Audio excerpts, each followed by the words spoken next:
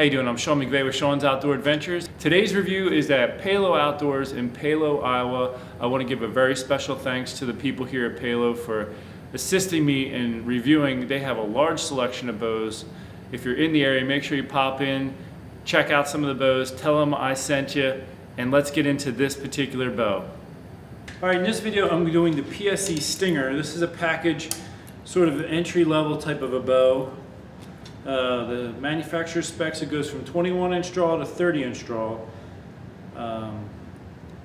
Goes from 30 to 70 pound pull, 7 1/4 inch brace height. Axle to axle is 32.5 and 75% let off. It has a drop away rest that activates off of the cable. So when you pull back, the cable moves and pulls the rest in the upright position, and it naturally wants to go down on its own. And as you can see, this type of drop away rest, when it just sits there, it can flop around, but when it comes up to full draw, when you come to full draw, it pulls it up into position. There is some adjustability for right to left, up and down by adjusting these knobs or these Allen wrench screws.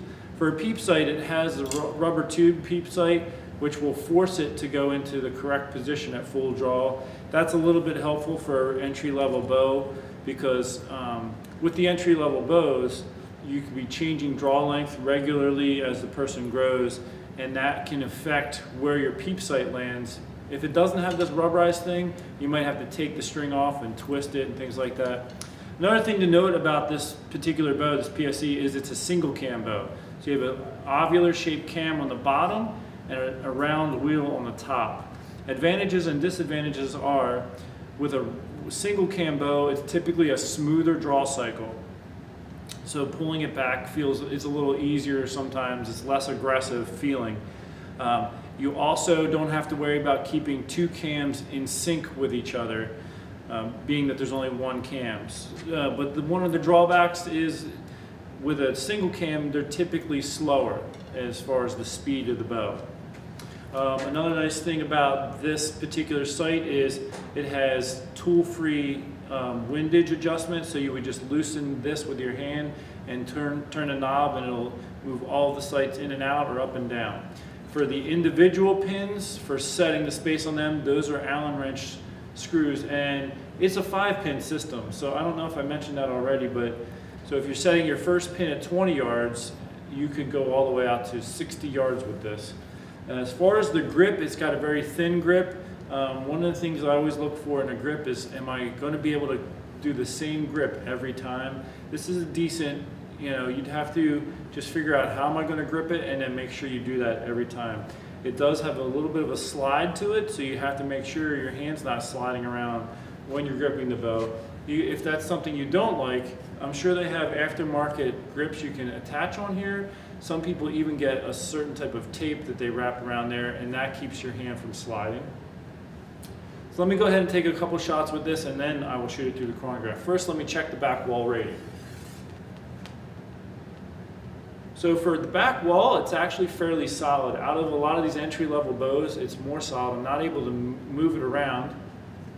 Comes off the back wall fairly easy. Maybe a 5 out of 10, but the back wall is fairly solid. So that's a definite plus for this compared to some of the others I've shot, but it does come off easy. So let me take a shot here. Now you got to really make sure you're keeping it on the back wall. Okay, it's not too bad. Take another shot. Now I'm just going to hold my fingers around the grip so that it doesn't fly out of my hands, but I'm going to try to let the bow do what it wants, see if it wants to jump a little bit out of my hand or not. So there's a little bit of jump to it. It's really not too bad though. Comparing it to other bows, it's kind of right in the middle there. Let me get my arrows and shoot through the chronograph and see what kind of speeds we get. Now, if you can hear my arrow rattling around, what I often do is get like felt tape and put it in my shelf right here, so that you can't hear any of that. If you're somebody that's going to hunt, that's something I do with a lot of my bows.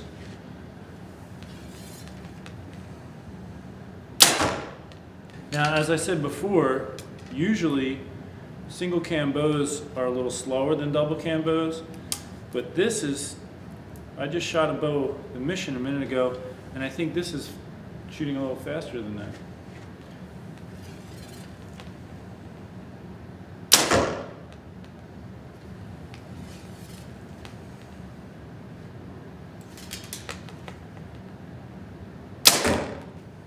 All right, let's go over the results for this PSE Stinger. The axle to axle length, I measured 32 5/8. Manufacturer was at 32 1/2 is the standard for the bow. Brace height, I was at 7 1/8. The standard for this is 7 1/4. 1/8 of an inch is pretty standard as long as you're within about 1/8 of an inch. The draw weight came in at 71 pounds.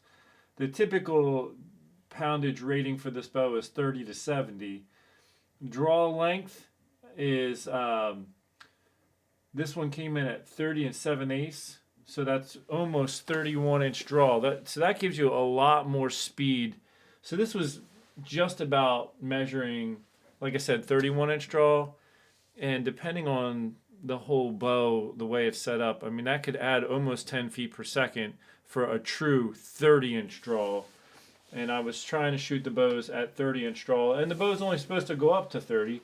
Although however, that gives you a little hope if you have slightly longer than a 30-inch draw and you were hoping to fit into this bow. That might be possible. They give ATA and IBO rating speeds from 316 to 308, and my speed readings came in at 315.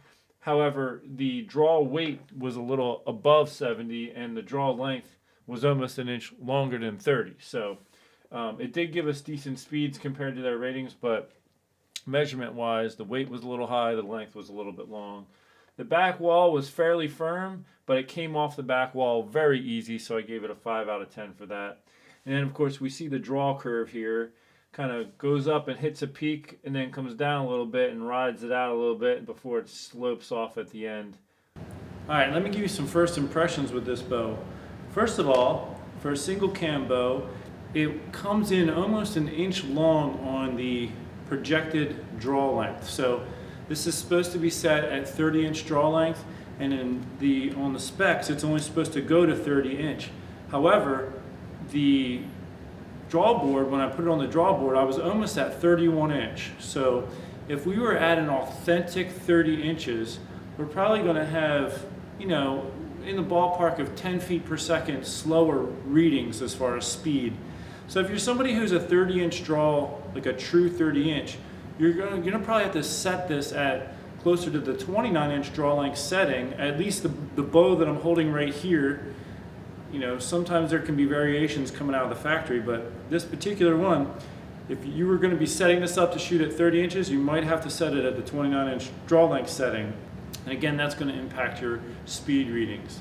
But all in all, I enjoyed shooting it. It has a good back wall as far as a firm back wall. When you come to full draw, it's the more solid the back wall is, I think the easier it is to be consistent on your draw length.